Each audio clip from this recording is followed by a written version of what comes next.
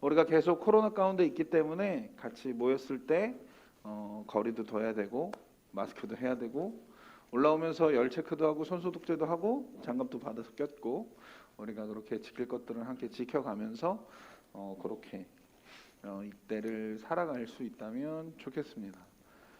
그래도 감사하죠? 네. 뭘 감사해야 될까 잘 모르겠죠?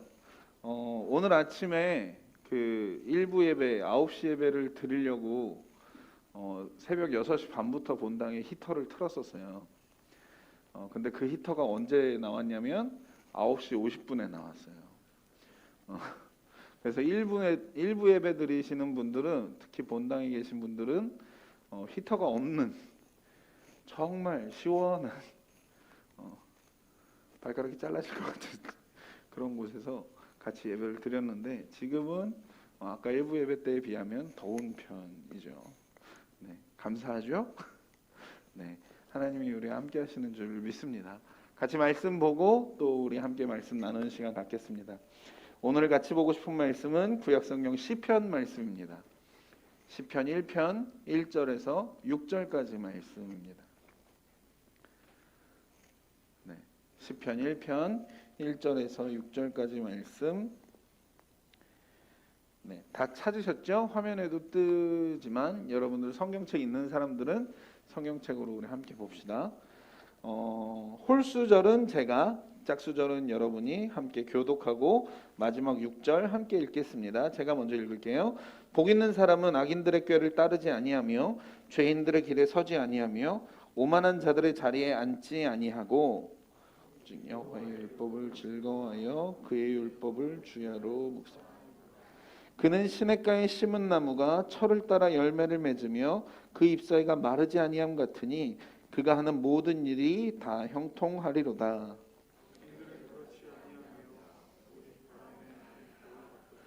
그러므로 악인들은 심판을 견디지 못하며 죄인들이 의인들의 모임에 들지 못하리로다.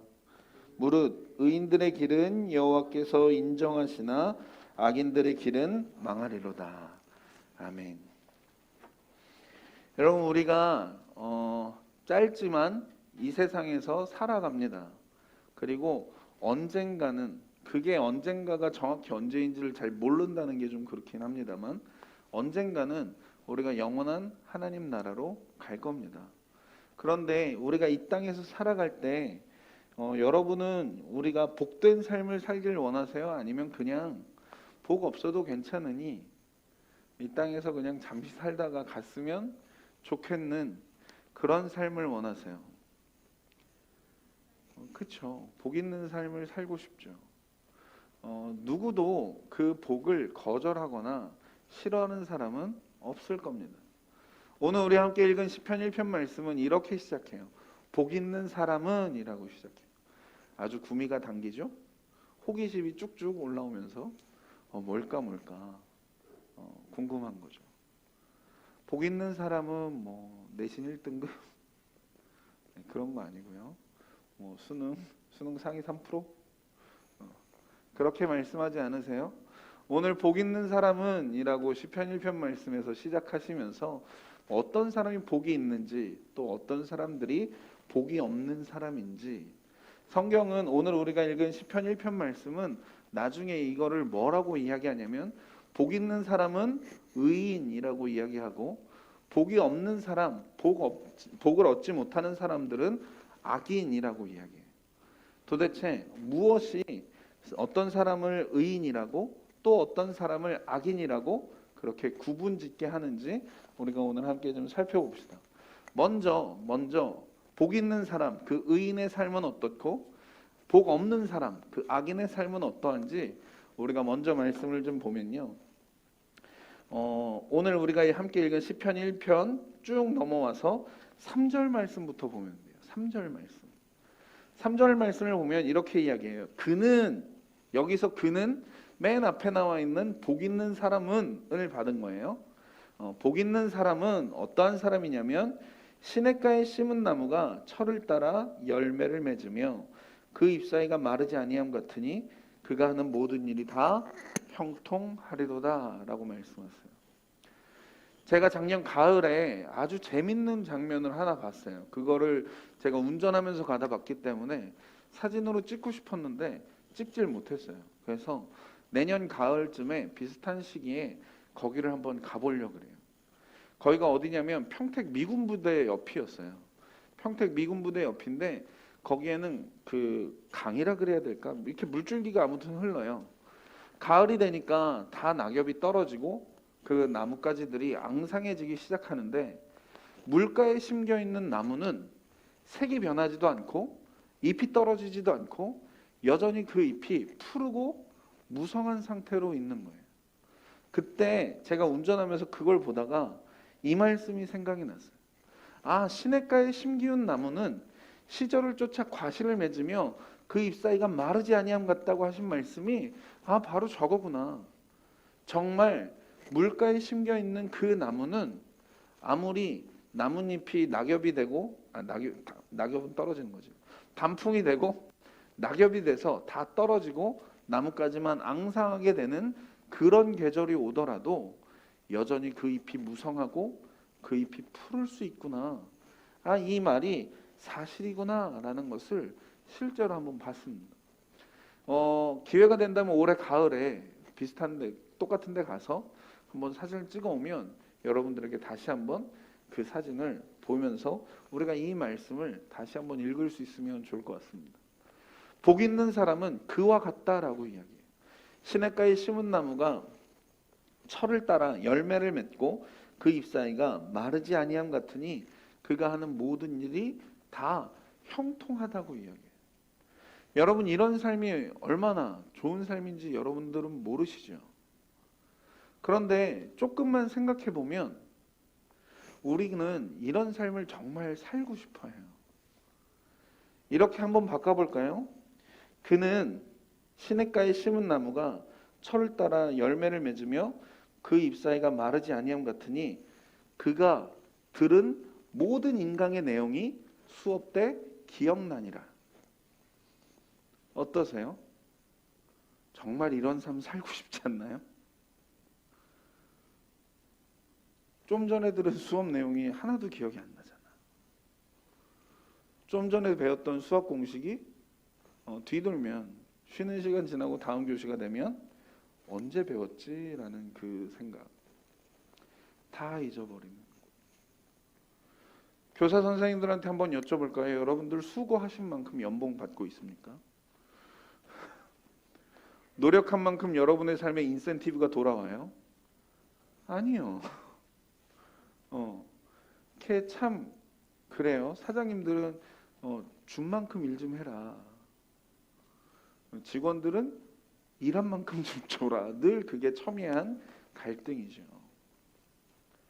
우리의 삶은 늘 그래요. 그래서 우리는 이 삶이 어떠한 삶인지 어쩌면 모를 때도 있어요. 그런데 하나님이 시편 1편 말씀을 통해서 뭐라고 말씀하시냐면 복 있는 사람은 어떤 사람이냐면 의인은 어떤 사람이냐면 그는 마치 시냇가에 심기운 나무와 같아. 그래서 철을 따라 열매를 맺고 그 잎사이가 마르지 아니하는 것 같아. 마이크가 좀 울리죠. 그런 사람들은 결국에는 다 형통해진다고 이야기해요. 혹시 이런 삶 안 살고 싶은 사람? 난 그렇게까지 살고 싶진 않아. 조금은 잘 됐으면 좋겠지만 그렇게 형통하기는 좀 난 부담스러워 하시는 분 계세요? 아니요, 우린 다 좀 그랬으면 좋겠어. 작년 고3들 우린 편의상 당신들을 고등학교 4학년이라고 부르기로 했어. 원서 몇 개씩 넣니? 5개. 그가 하는 모든 일이 다 형통하리로 5개 넣으면 6군데서 연락이 와야지. 우리 학교로 와주세요. 우리 학교로 와주세요. 장학금을 드릴 테니 와주세요. 이런 삶 살고 싶다. 근데 실제로 우리의 삶은 5개를 넣어놓고 불안한 거야. 몇 군데서 연락이 올지. 그런 거죠. 그런데 복 있는 사람, 의인은 그렇지 않다라고 말씀해요. 그러면서 4절을 보면 악인들은 그 복을 누리지 못하는 사람들은 그렇지 않다라고 이야기해요. 그들은 어쩌냐면 오직 바람에 나는 겨와 같다고 이야기해요. 그러니까 바람이 불면 이리 가고 저리 불면 저리 가고 그냥 내 마음이 정해진 것 하나도 없이 그냥 상황에 따라 환경에 따라 이렇게 가는구나 저렇게 가는구나 그러다가 어느샌가 결국 그 삶이 그냥 끝이 나버리고 마는 거예요. 다시 한번 여러분에게 질문해 볼까요? 여러분은 복 있는 사람이 되고 싶습니까? 아니면 복 없는 사람이 되고 싶습니까? 여러분은 의인이 되고 싶으세요? 아니면 악인이 되고 싶으세요? 좀 더 질문해 볼까요? 여러분은 지금 복 있는 삶을 살고 있습니까? 아니면 복을 누리지 못하고 있습니까?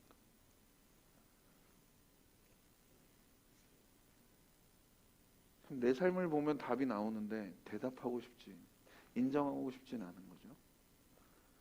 그래서 우리는 복 있는 사람이 되고 싶은 거예요.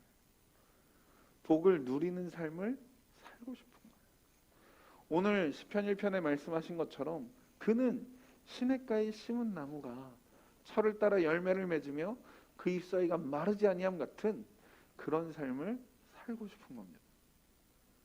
그래서 오늘 우리가 함께 읽은 시편 1편 말씀이 그런 삶이 어떤 삶인지, 과연 어떤 사람이 그런 삶을 살 수 있는지 우리에게 힌트를 주세요.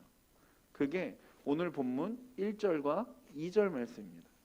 본문 1절과 2절 말씀을 제가 한번 읽어볼게요. 복 있는 사람은 악인들의 꾀를 따르지 아니하며 죄인들의 길에 서지 아니하며 오만한 자들의 자리에 앉지 아니하고 오직 여호와의 율법을 즐거워하여 그의 율법을 주야로 묵상하는도다. 복 있는 사람은 어떤 사람이냐면 이런 사람들이라고 이야기해요. 이런 사람들이라고 이야기하면서 1절에는 세 가지를 하지 마라 라고 말씀하세요. 그리고 2절에는 두 가지를 하라 라고 말씀하세요. 하지 말라는 거 세 가지가 있고 하라는 거 두 가지가 있습니다. 이 다섯 가지를 다 보면 여러분들이 아마 기절하겠죠. 네, 그래서 오늘은 한 가지만 보려고 이야기합니다. 근데 그냥 한 가지만 보냐? 아니요, 앞에 거는 그냥 다 이렇게 훑고 넘어가려고 그래요. 먼저 하지 말라는 거 세 가지. 그게 뭘까요? 첫 번째는 뭐죠? 네, 악인들의 꾀를 따르지 아니하며입니다. 악인들의 꾀를 따르지 아니하며. 그냥 알고 계세요. 악인들의 꾀를 따르지 않아야 되는구나. 두 번째는 죄인들의 길에 서지 아니하며. 복 있는 사람들은 이거 하지 말래요. 첫 번째, 악인들의 꾀를 따르지 말고 죄인의 길에 서지 말고, 세 번째는 오만한 자들의 자리에 앉지 아니하고 라고 말씀하세요. 그냥 이거 세 개 하지 말래요. 이거 세 개 하지 말래. 악인의 꾀를 따르지 말고 죄의 길에 서지 말고 오만한 자의 자리에 앉지 말라고 말씀하세요. 그러면 이제 알았어. 오케이. 내가 이렇게 살아야지. 이거 세 개를 피하면, 세 개를 안 하면 그러면 내가 복 있는 사람을 될 수 있느냐? 복 있는 삶을 살 수 있느냐? 오늘 시편 1편 3절에 있는 것처럼 시냇가에 심은 나무와 같은 그 형통한 삶 내가 살 수 있을까? 아니요. 안 그래요. 안 그래요. 우리에게 2절의 말씀이 있다는 걸 기억해야 돼요. 시편 1편 2절이 있음을 기억해야 됩니다. 하지 말아야 하는 것 세 가지가 있지만 그거 세 가지 안 한다고 우리가 복 있는 사람이 되지 않는다는 사실이에요. 어떤 사람이 그럼 복이 있는 사람인가? 시편 1편 2절 말씀입니다. 이런 사람은 오직 여호와의 율법을 즐거워하여 그의 율법을 주야로 묵상하는도다. 이런 사람, 복 있는 사람은 두 가지를 하라고 말씀하세요. 첫 번째는 뭐냐면 그 율법을 즐거워하는 거예요. 즐거워하는 거예요. 어렵죠? 어렵죠? 생각만 해봐도 벌써 어려운 거야. 앞에 세 개는 안 하면 안 할 수 있을 것 같아요. 악인들의 꾀 따르지 않는 거, 뭐 할 수 있어. 죄인의 자리에 서지 않는 거, 죄인의 길에 서지 않는 거 할 수 있을 것 같아. 오만한 자의 자리에 앉지 않는 거 어떻게 할 수 있을 것 같아. 근데 이거 해라 라고 말씀하신 첫 번째가 뭐냐면 율법을 즐거워해라. 지난주에 우리가 예배 드리면서 시편 23편을 하루에 한 번씩 읽자. 하루에 한 번 암송하자가 아니고 읽자. 즐거웠어요? 말씀 읽어서 너무 좋아. 왜 한 번만 읽으라 그랬지? 왜 한 번만 읽으라 그랬지? 121번을 읽을 수 있는데 너무 즐거워? 너무 즐거워요? 시편 23편을 읽는 게 너무 즐거워? BTS 다이너마이트 가사 읽는 것보다 여러분 더 즐거워? 어머 어쩜 이런 목소리. 안 그래요. 안 그래. 즐겁지 않아. 즐겁지 않아. 여러분들이 딱 말씀을 필 때 알아. 즐겁지 않은 거 알아. 즐겁지 않은 거 알아. 근데 거기서 끝나지 않아요. 그의 율법을 주야로 묵상하는도다. 묵상하는도다. 우리 교회에서 그 큐티 하고 있죠. 큐티 경건 훈련. 올해 목표래요. 훈련의 생활화래요. 나중에 여러분들 남자 학생들 나중에 군대를 가게 되면 생활화라는 말이 얼마나 무서운 말인지 알게 될 겁니다. 율법을 주야로 묵상하는도다. 여러분 큐티 해본 사람? 오, 감사해요. 자, 언제 하니 주로? 언제 했니? 아침에? 자기 전에? 자기 전에? 그러면 시간은 얼마나 걸리디? 20-30분. 오케이. 감사합니다. 그러면 큐티를 다 했어. 그 다음은 끝이야. 그냥 자는 거야. 자기 전에 했으니까 큐티 끝나면 끝. 그럼 그게 오늘 시편 1편이 이야기한 주의 율법을 주야로 묵상하는 삶일까 하는 거예요. 하나님이 우리에게 원하시는, 하나님이 이 사람 참 복 있다, 이런 사람의 삶이 참 형통하다 라고 하시는 그 삶이 하루에 자기 전 30분 혹은 아침에 일어나서 30분. 저도 매일 큐티 해요. 매일 큐티 합니다. 아침에 사무실 와서 큐티 책 먼저 펼쳐요. 이거 하고 블로그에다 큐티한 거 정리해서 올리고 하면 빠르면 30분, 40분. 그럼 저는 어떻게 할까요? 큐티 책 덮어버려요. 블로그 꺼버리고. 그리고 오늘 나는 큐티 다 했다. 내가 주의 율법을 묵상했다. 넘어가죠. 하나님이 우리에게 원하시는 삶, 하나님이 이 사람 복 있다라고 하시는 삶이 과연 그런 삶일까? 하루에 그냥 30분 말씀을 읽고 생각하는, 그게 하나님이 우리에게 원하시는 묵상하는 삶의 전부일까요? 그렇지 않아요. 제가 오늘 여러분한테 외국어 하나를 가르쳐 드리려고 해요. 그 외국어는 우리는 거의 아마 쓸 일이 없을 겁니다. 히브리어라는 외국어예요. 히브리어는 어떤 말이냐면, 우리가 지금 읽고 있는 우리 구약 성경, 우리는 한글로 읽고 있죠. 구약 성경이 원래 어떤 말로 쓰여졌냐면 히브리어로 쓰여져 있어요. 히브리어는 이 당시 이스라엘 민족, 히브리 민족들의 말이라는 뜻이에요. 거기에 묵상하는도다라는 이 말이 뭐냐면 하가예요. 하가. 그러니까 우리 한글로 써서 아주 하가지, 원래 히브리 말로 하면 이렇게 하면 돼. 이렇게. 이게 묵상하는도다라는 거예요. 근데 이 묵상하는도다가 뭐냐면, 이 하가라는 뜻이 뭐냐면 중얼거리다. 그래서 다른 성경에서 이 하가라는 이 단어가 다른 뜻으로 쓰여요. 묵상하는도다가 아니라 다른 뜻으로 쓰여요. 우리 어차피 성경 다 가지고 있으니까, 물론 화면에도 준비되어 있긴 하지만 다른 데 말씀을 한번 살펴봅시다. 성경을 조금만 뒤로 넘기면 이사야라는 책이 나와요. 1003페이지, 제 책으로는 1003페이지 이사야 31장 말씀입니다. 이사야 31장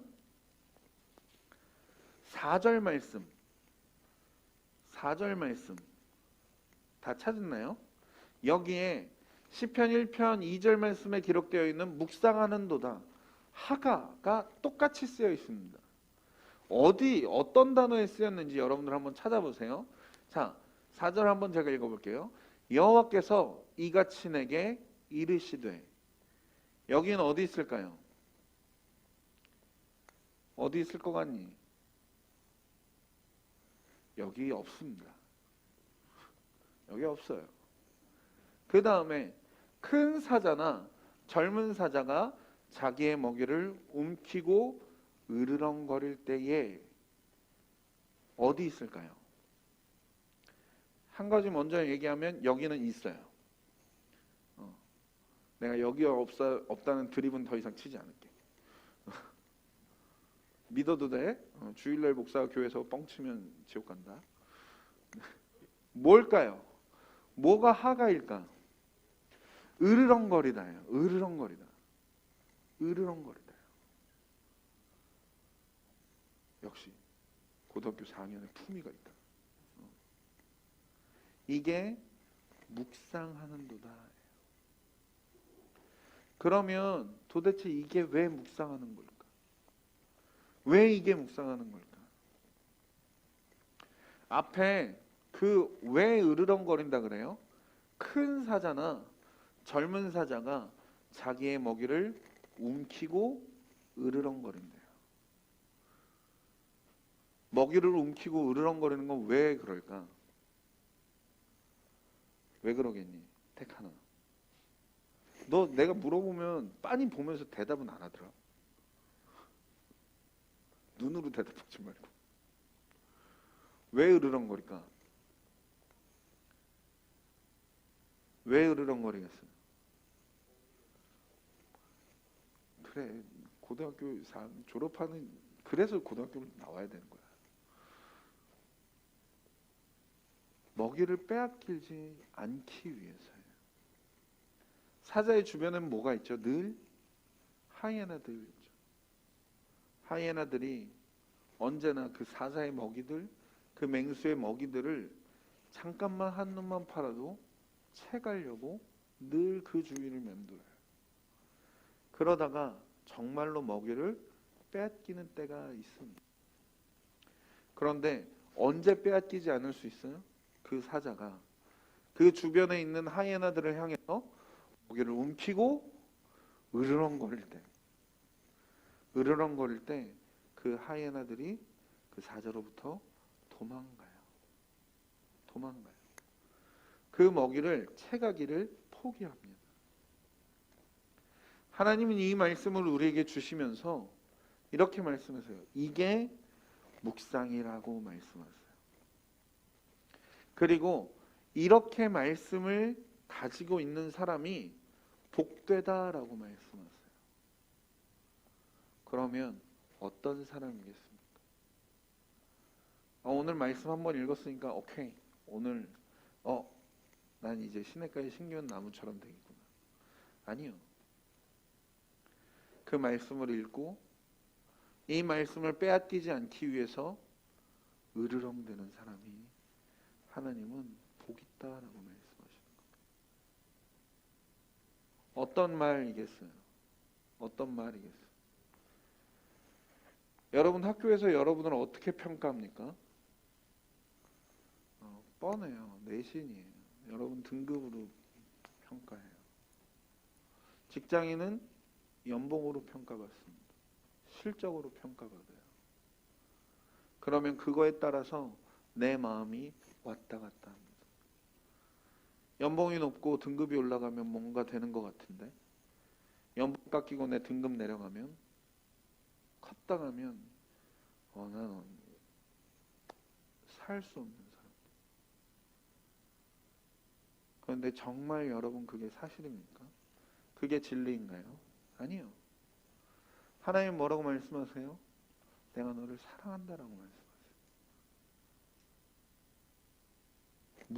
무엇과도 너와 바꾸지 않겠다고 이야기했어요.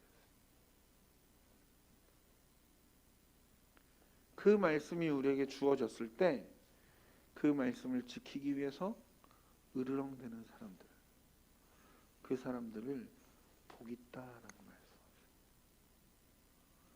여러분 한 주 동안 어떻게 사시겠습니까? 이제 방학하겠죠. 방학했죠? 지난주에 한 사람들도 있고 내일 할 사람들도 있고 이제 방학했을 텐데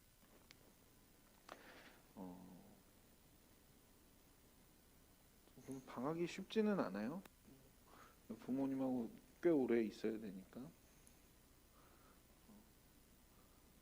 방학 때 맨날 들었던 얘기가 엄마가 날 보면서 했던 말은 넌 어딜 맨날 그렇게 기어서 나가냐고. 넌 분명히 걸어 나가고 있는데 기어 나가냐고. 안 그래요. 여러분 한 주간 동안 여러분의 삶의 그 시간들, 여러분의 일상의 그 시간들, 거기에서 하나님이 여러분에게 주시는 그 말씀들 으르렁거리면서 한번 지켜보세요. 누군가 여러분을 속이려고 할 때 아니야 라고, 그렇지 않아, 하나님은 나에게 그렇게 말씀하시지 않아 라고 여러분이 말씀을 지켜내기 시작할 때 하나님은 우리에게 뭐라고 약속하세요? 그는 시냇가에 심기운 나무와 같이 철을 따라 열매를 맺고 잎사이가 마르지 아니함 같다. 그의 삶은 형통하다. 나중에 뭐라고 이야기합니까? 그 사람은 여호와의 집에 들어올 것이다.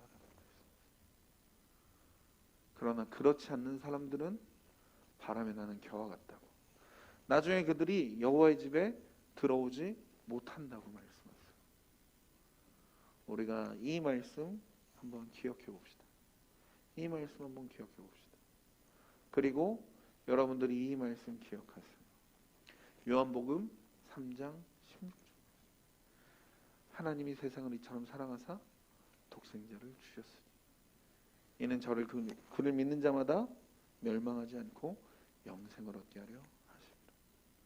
거기에 여러분의 이름이 있음을 기억하세요. 하나님이 우리를 사랑한다는 그 말을 기억하세요. 그리고 그 말을 빼앗기지 않도록 으르렁대면서 지켜보기를 소망합니다. 그때 이 시편 1편 말씀이 우리의 삶이 되기 시작할 겁니다. 아셨죠? 말씀을 갖고 으르렁대는 삶. 한 주 한번 살아보고 다음 주에 우리 또 한번 이야기해 보도록 합시다. 함께 같이는 기도할까요?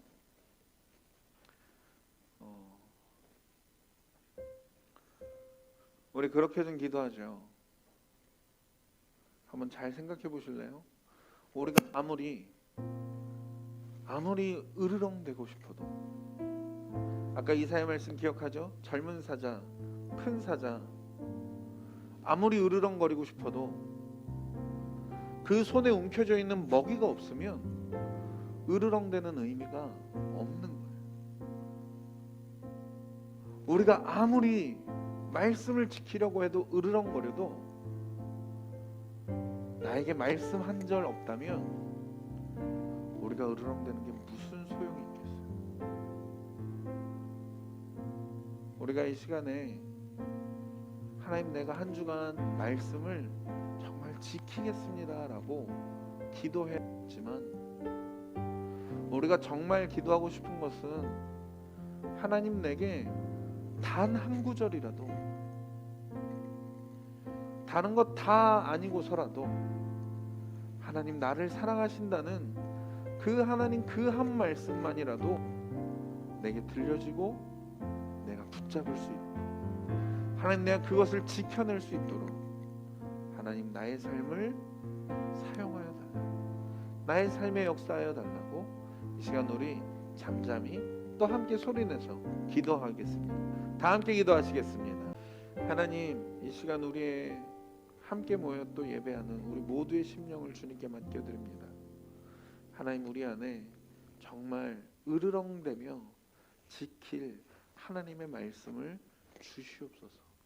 우리가 듣게 하시고 우리의 손에 그 말씀을 쥐어주시며 하나님, 우리로 그 말씀을 지킬 수 있도록 하나님, 그래서 우리의 삶이 복 있는 삶 되게 하여 주시고 하나님의 베푸시는 그 복을 누리는 삶 되게 하여 주시고 하나님, 시냇가에 심기운 나무와 같이 철을 따라 열매를 맺고 잎사귀가 마르지 않는 그 형통한 삶 우리로 살게 하여 주시옵소서. 감사드리며 사랑하는 우리 주 예수님의 이름으로 기도드렸습니다.